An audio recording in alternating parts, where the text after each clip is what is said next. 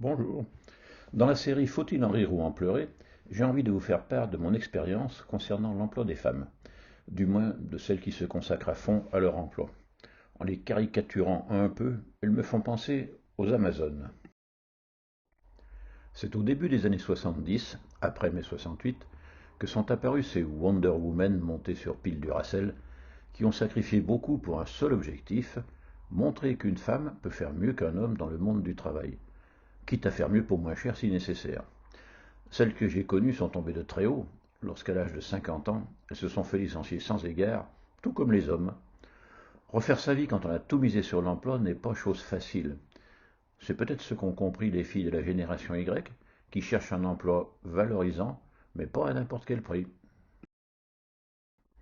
Curieusement, j'ai eu l'occasion de vérifier que ces femmes d'affaires étaient majoritairement des lionnes, blondes à crinière, nées entre le 24 juillet et le 23 août. Je me demande parfois si ces femmes ont bien fait de choisir le modèle du lion dans le monde animal. Certes, par rapport à la préhistoire, époque où seuls les hommes avaient le droit de chasser le mammouth pendant que les femmes entretenaient le feu, on peut considérer que le droit à sortir pour aller gagner l'argent du ménage est un progrès dans l'égalité. De plus, les lionnes sont reconnues pour être de redoutables chasseresses, car elles chassent en bande avec un grand sens du collectif. Il est amusant d'observer que dans les clubs affaires féminins, les femmes viennent pour échanger des affaires, alors que dans les clubs masculins, ces messieurs ont plutôt tendance à payer la cotisation pour piquer les affaires ou au moins les idées des autres. Vous pouvez penser, messieurs, que je me livre à une démagogie coupable, mais j'ai une réelle admiration pour toutes celles qui, comme les lionnes, conservent la garde des enfants comme avant, mais en plus. Et pendant ce temps, à votre avis, que font les hommes?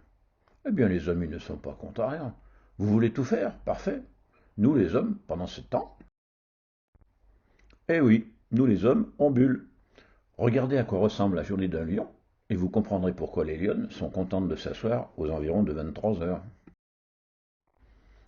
Il existe pourtant dans la nature d'autres modèles de fonctionnement du couple, en particulier chez les oiseaux.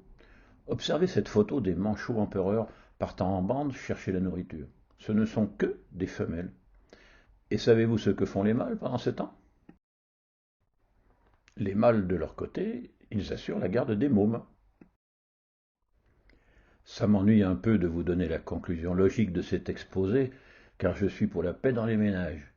Mais si vous êtes la compagne d'un lion, eh bien, changez-le contre un pingouin.